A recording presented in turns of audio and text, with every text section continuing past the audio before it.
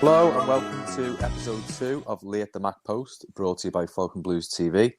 And we're going to call this one Fulfilled After Fulham. And I'm joined tonight by two very big Evertonians. Dave, who you'll know, I'm sure, well, obviously, because it's his channel. Yeah. Hiya, Dave. And then also, I'm joined by Mikey Fitzgerald. And again, regulars to Falcon Blues TV will know Mikey because he's a regular on here. Grand old team, and he's also, I believe, a regular home and away with Everton. So, Mikey, thank you for joining me. Oh, thank you very much for having me. Lovely to be here. Hello, Mike.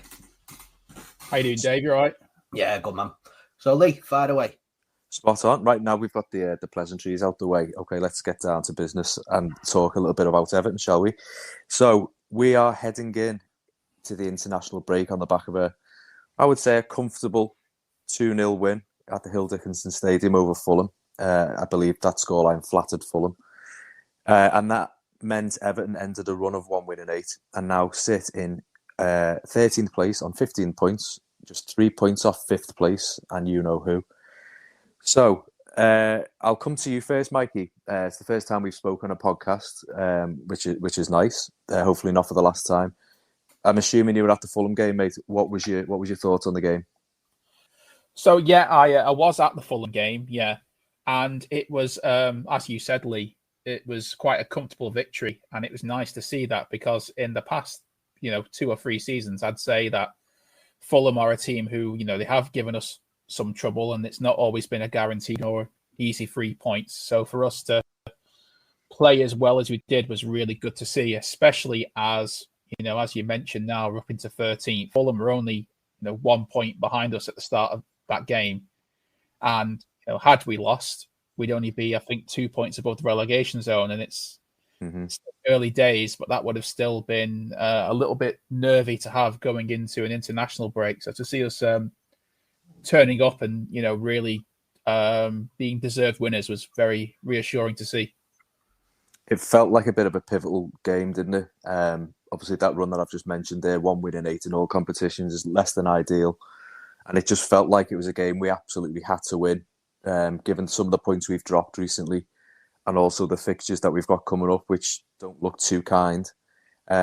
So I don't know about you, but I was quite nervous and apprehensive heading into the game, thinking we've got to win this. Was that the same with you, Mikey? Yeah, it was. It was. I mean, to be honest, I've kind of been, because the past few seasons have been so nerve-wracking, I'm like that with most games these days, which I probably shouldn't be. But, yeah, we all are.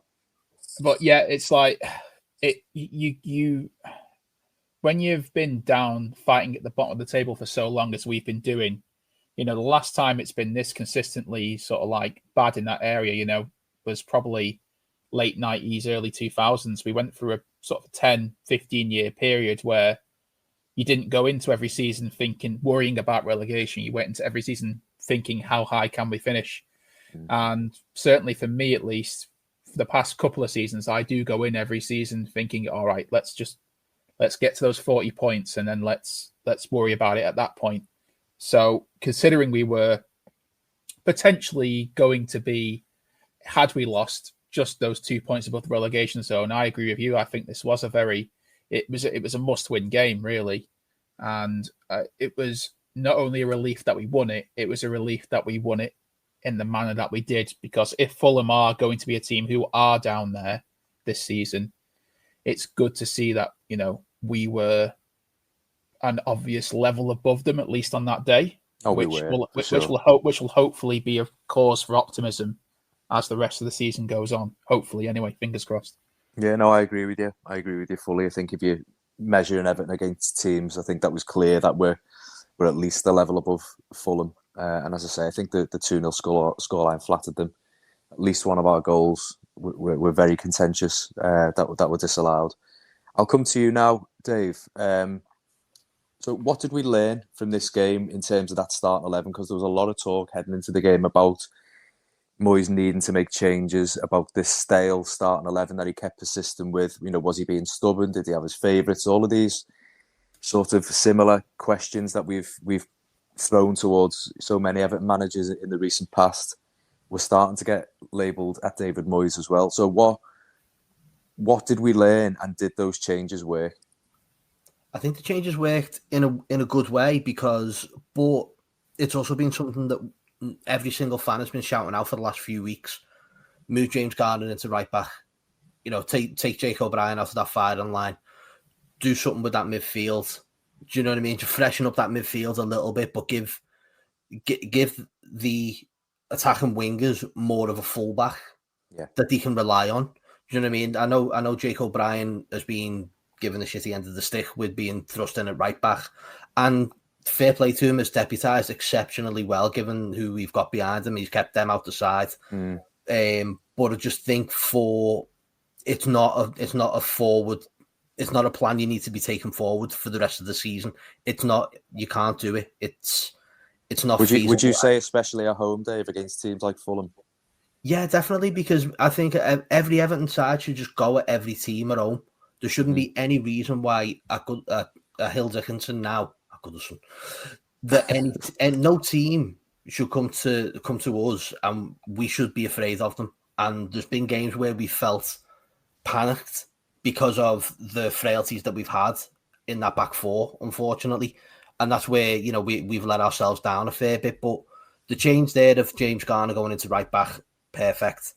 Michalenko probably needs a little bit more, a bit more drive in him, and just needs to work that overlap a bit more. But that might change in the January window. But it was just more the midfield of bringing Dewsbury Hall. Everyone was saying he's not a 10, but he fit into that 10 role absolutely perfectly. I thought he was exceptional at the weekend. Whether that's something he can maintain, I don't know. I always wonder whether it's because of these 5 bookings that he had in quick succession.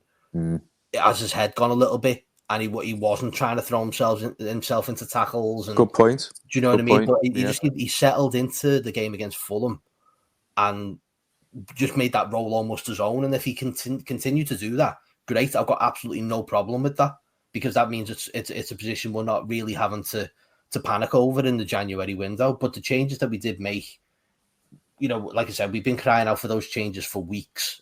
He's finally done it. I wasn't too worried about the result today, because it was a Moyes team against a Fulham side, and that has never bothered me.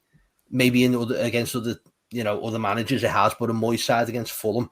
The record against Fulham, because I met up, my uncle was up from Surrey for the game, and his neighbours are Fulham fans, so there was 4 of them that came up with my uncle, and after the game we were having a chat over a pint in town, and we were talking about the record we used to have against Fulham under David Moyes. We beat them every year at home, and they beat us at Craven Cottage every year. It was crazy. That was just how it worked. But over the last few years, they've had the Indian sign over us at Goodison, obviously at our place. But it was nice to see that put to bed swiftly at the weekend. So I'll talk about a couple of the other changes that we made. We've talked about James Garner going to right back there. I'll stick with you for now, Dave, and then Mike, I'll come to you about the next one.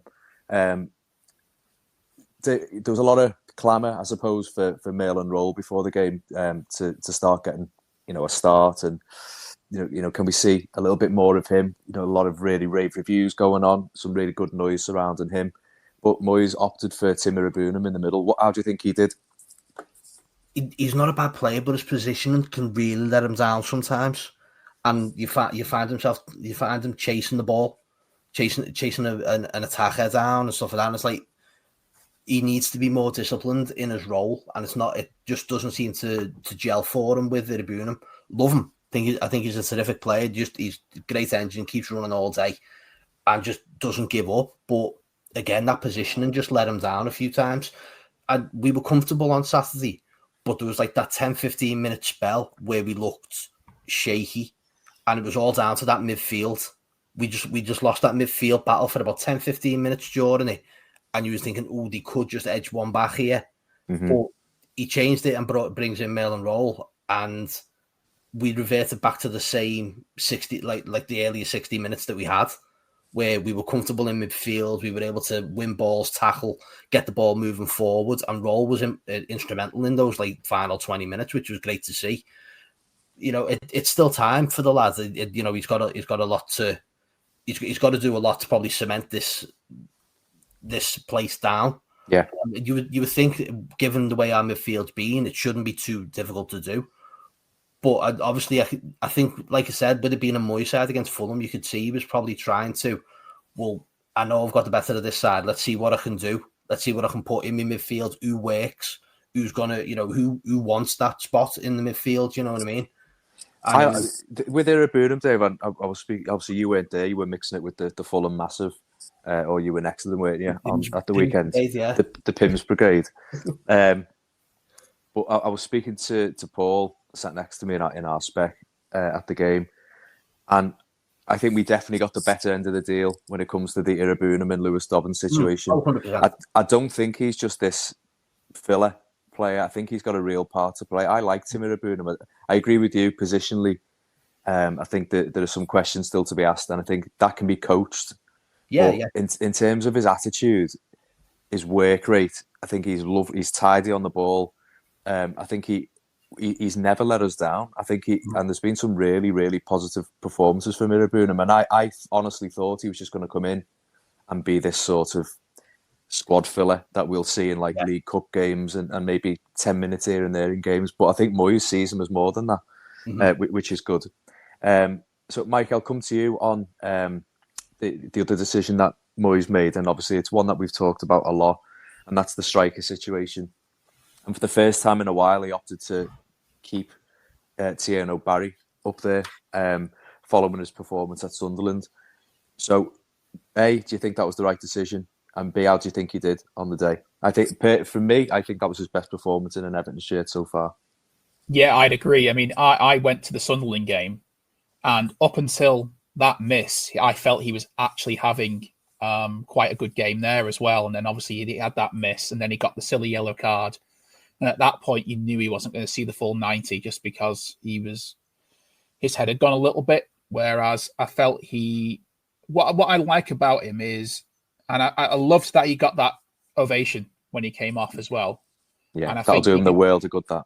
Oh yeah, you can tell he put the post on Instagram, didn't he, as well? But I think it's an interesting thing with other strikers in recent memory, because we've gone from having the likes of an Andy Gray or a Gary Lineker, people who you could be sort of pretty much, Gary Lineker particularly, you can be guaranteed that he would get you somewhere between 20 and 30 a season. We've sort of moved on from that, and our strikers in sort of like the past 20 years or so, we seem to attract characters rather than actual strikers. I'm thinking of the likes of Dennis Strakolerski. I'm thinking of the likes of Umar Nias. These are like players who, they don't score a lot of goals, but they have something to them character-wise in the way that they play or the effort that they put in, and it makes them. All our strikers seem to be cult hero or cult figures these days. And at the moment, that seems to be the path that Barry's potentially going down, because he's putting the effort in, and he's clearly people are taking to it because you see that reaction, but he's not scoring enough goals at the moment. And people say this at the match all the time. You see it online at the time. People saying that if he gets one, then he's off to the races. And it's a bit of a cliche, but part of me thinks that might actually be true. I think if he can get one or two, then I think he'll get more confident, because he's getting in the right positions. He's getting in positions. His hold-up play, I think, is decent. And he's got a lot of positive physical attributes. He just isn't scoring. If he can get a couple of goals, then who knows? Maybe he will get off to the races. I don't think he's going to be a 30-goal a season striker, because I think we live in the age now where, unless you're Haaland, you're not really going to be doing that. But if he could get just 10 or 15 and maybe tee some other players up with his hold-up play, that would be a good return. And I know people will say, well, he's 27 million, but 27 million today, 27 million today is not the 27 million of 1995. Alan Shearer was 15 million in 1997 or whatever. How much would you go for today?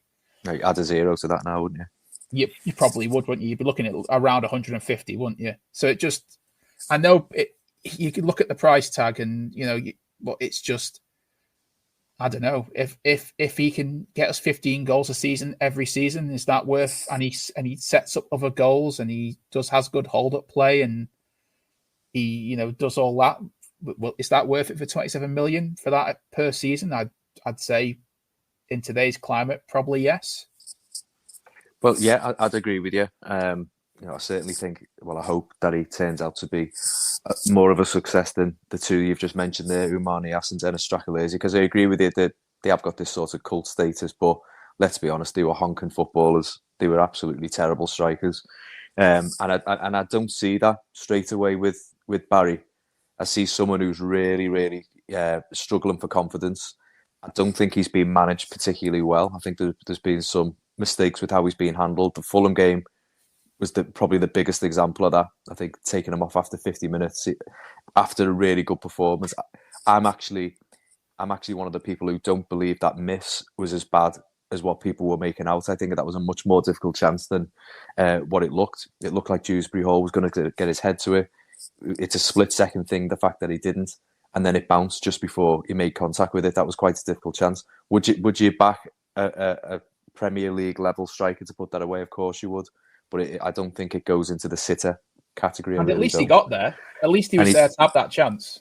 Absolutely. And he is getting in the right positions. And as I say, I agree. I think that was his best performance. I think it'll give him a lot of confidence. That standing ovation was well deserved.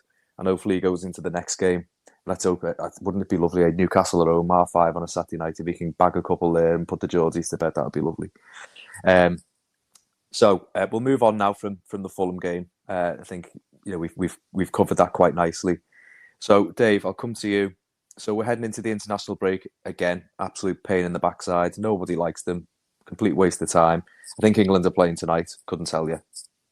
Literally no. I'd rather watch you read the book. But I think they're on right now as we speak. Oh, well, there you go. I honestly wouldn't have a clue. Couldn't tell you who they're playing. So because we've got to endure another Everton-less weekend, I suppose it's a good opportunity to ask you to rate the season so far. So, like I said, we're how many games in are we now? How many games in have we played? Is it 11? Yeah, I think it's 11, isn't it? So 11 games in. Give the season a rating out of 10, and why? 6. Okay, 6. So that's probably same as me. I was going to say 6 as well. Okay. I'm still. I will still continue. I'll probably take this into bleeding January. The way things are going, I'm still fuming over that Wolves Cup game. Oh, so am I. That for me. I mean, I've got my thoughts on David Moyes anyway, which can be for another episode. But it just felt like an arrogance in that cup game. There's just like, well, we beat them. I don't even think we beat them comfortably at Molineux a couple of weeks before. But you take that confidence and you take that side in, and it more than likely beats Wolves again. We didn't have a game for 6 days. Again after it. I know, and Grealish wasn't. And we're never going to go. And we're not going down this season. Grealish wasn't available for Man City, so it didn't matter whether he plays or not. Yeah. So, but I just think sometimes this goes back to what we were saying before about his changes, where he's taken this long to make these changes. Where you think if you'd have made those changes 2 weeks ago, maybe we're beating West Ham at home and not getting a draw out of it. We're maybe getting the rubber degree in the derby. Does Tottenham become less of a debacle? Do you know what I mean? Does it become less embarrassing than a 3-0 stuffing at home? Does the City game away become a bit more tight? I think we just lost those two. I think we were all right against City actually. Obviously, we got the win against Crystal Palace and everything, which was great. But even then, we were on the back foot for a long period of time, and it had to take him to shake the team up with bringing in Alcaraz, who is again another player who seems to be mismanaged in my view. What's he done wrong? The last time we saw him in any sort of, for extended period of time was that second half against Palace where he literally changed the game. He was fantastic. Yeah. Since then, he's not had a sniff. But if you watch them $20s against Sunderland as well, that was a shocking cameo. But yeah, do you know what I mean? It's these decisions from Moyes that will make or break whether he stays next season. And I know we always end up having a very solid second half of the season under Moyes. There's a record that actually shows that this happens. But why aren't we doing it in the first half of the season? And that's something he continues to do. What about you then, Mikey? You've also gone for 6. What do you think of the positives? My positive, I would say, is the home form. I think it could have been a little bit better. We could have squeezed 2, maybe 3 more points. out of the home fixtures. But if you look at it, played 6, won 3, drew 2, lost 1. It's not too bad, is it? No, I mean, you talk people when we moved in, didn't they? People always talk about how like when you move into a new ground, it's difficult and you can be hard to get going. You know, we've had a reasonable start, as you say, considering we're moving into a new ground, and you know, I think if you spoke to me on the first day of the season and said, like, right, by say middle of November, you'll be somewhere between like say 12th and 10th. Like, yeah, okay, I'll understand. So we're only one position away from that. I'm not like I always felt that like with Moyes, I think we sort of knew what we were going to get. And I feel that, like, at the moment, it's about, people won't like me saying this, but I feel it is more about consolidation as it currently stands, as opposed to really kicking on, because we've still got, you know, the spectre of PSR hanging over us. We're not entirely out of those woods yet as well.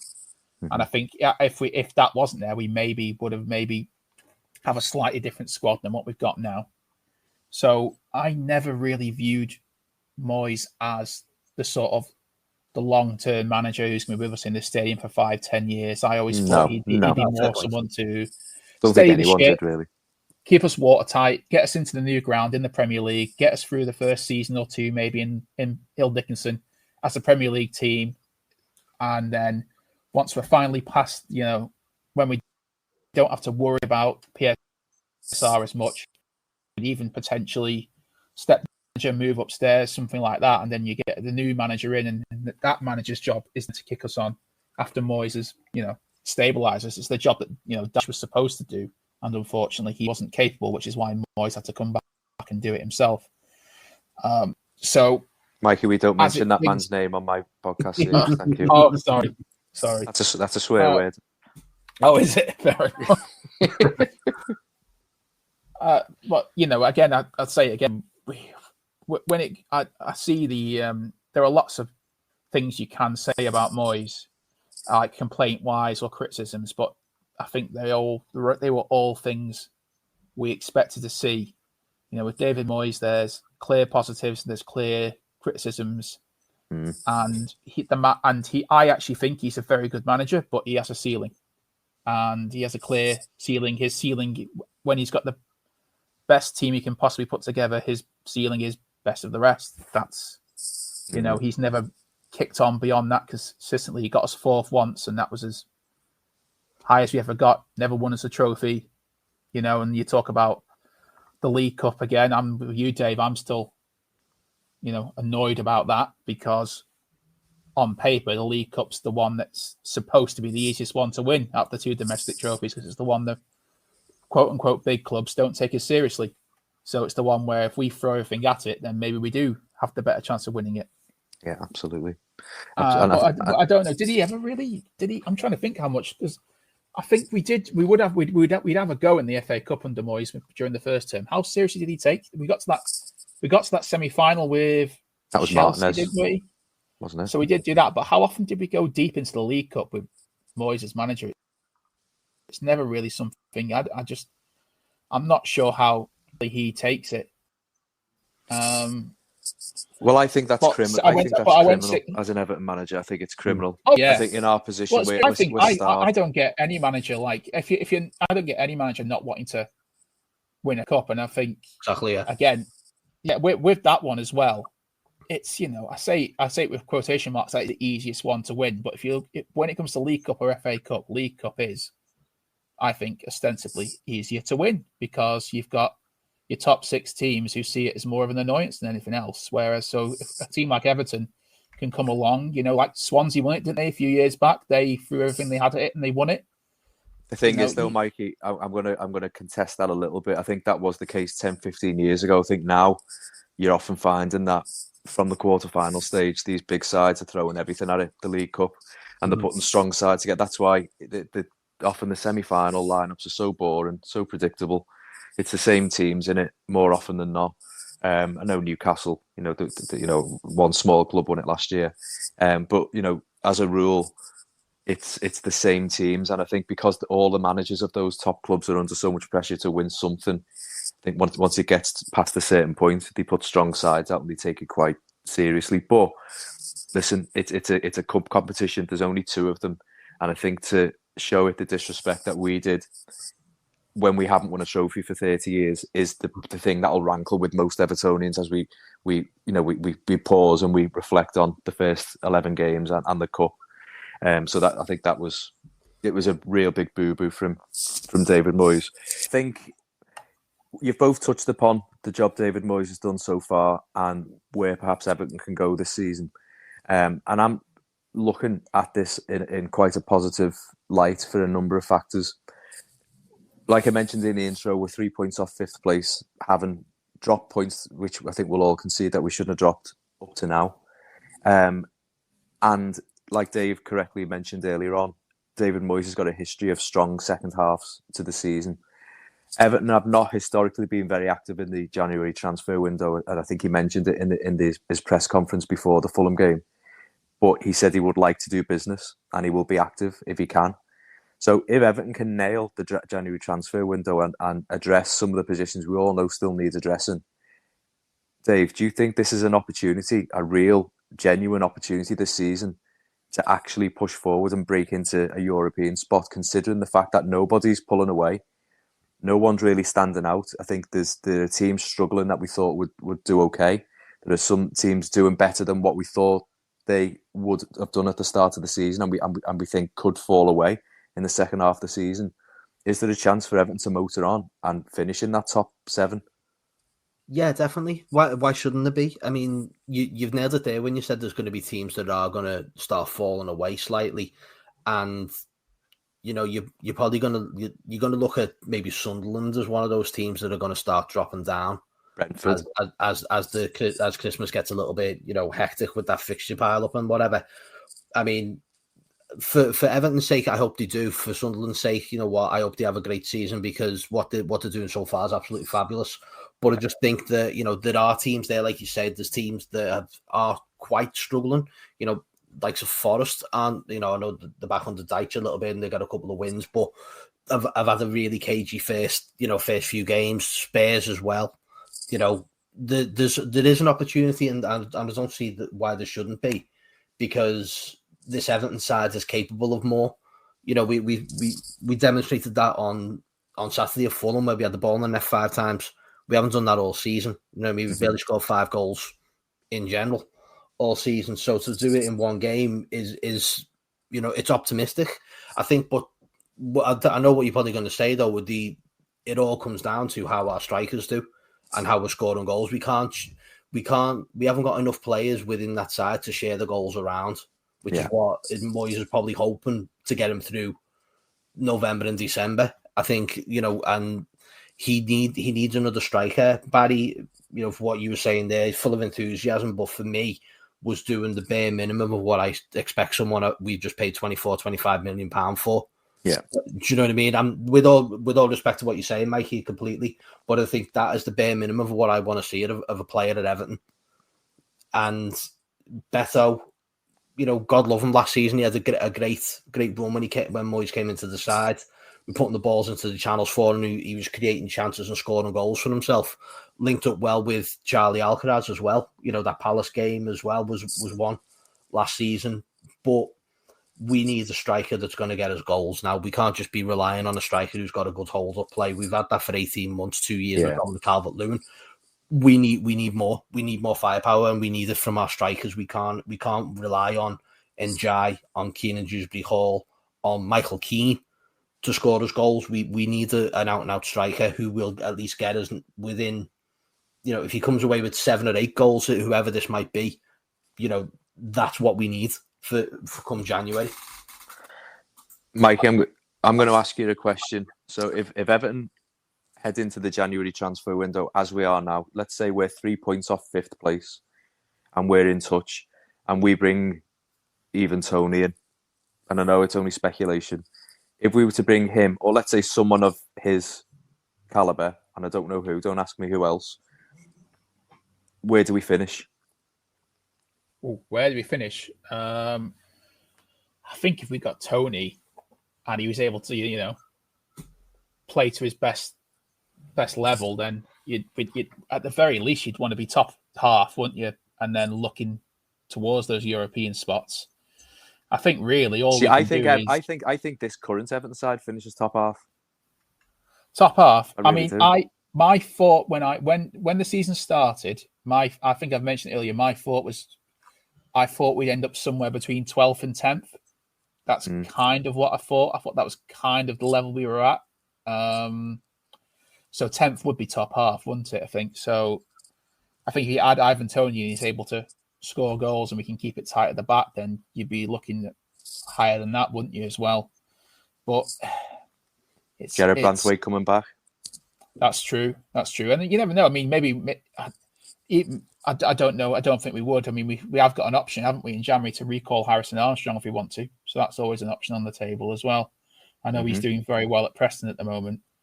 I mean, the thing is, like, obviously, Ivan Toney's the one that's getting mentioned, isn't it? Like, you see it online, you see it everywhere. I mean, how much would it cost to get him? And are we even capable of signing him? Like, I mean, where are we standing currently PSR wise? Would we have the tolerance within that to be able to bring him in if we say spend a decent amount of money to sign him in January, but then we say sell someone in the summer? Is that going to right the books, or are we still going to have a deficit there?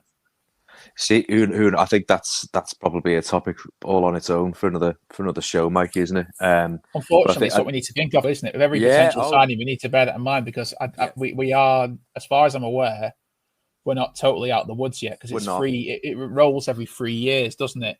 So I think we've still got a year. I think we need this season to go, and then it starts a whole new 3-year cycle, then, doesn't it? And I think within that 3-year cycle, what with the added revenue coming from the new stadium and things like that, we're going to be allowed to just gradually start spending a little bit more, and that then opens doors up. And if we combine that with finishing higher in the table, then we can start looking at putting together hopefully a more. It's basically signing Ivan Toney, if it was even possible, is obviously a gamble, isn't it? You sign him with the hopes that he will bring a return that gets us, maybe if he does get us into Europe, maybe then he sort of in effect pays for himself, and then we don't have to worry about what it's going to look like on the. It's a shame that, like, that's what football's come to, isn't it? That you have to worry about all that stuff when you sign a player. You can't just look and go, oh, wouldn't it be great to sign this player? How exciting it would be. Ivan Toney, great striker. Wouldn't it be fantastic to have him at our club? Wouldn't it be great? Instead, you've got to have that little demon in the back of your mind going, yeah, you got to worry about the PSR though, mate. I think what it looks at though, if you're looking at Ivan Toney, it's a World Cup year as well. So massive factor. It's whether or not, does he want to continue in Saudi and, continue to scratch his arse over there tax free, or does he want to come to Everton, make a name for himself with the club, and fire himself back into contention for an England spot? I think part and parcel that was the reason why Jack Grealish come to the club. It wasn't a case of, oh, well, Man City don't want me, no one else does, I'll go to Everton and make a name for myself. No, I think it was like, well, Everton would be the place for me to actually do that, where I'm putting myself back in the shop window, if you like to say. Well, there I am. I'm scoring goals. Are you going to pick me or not?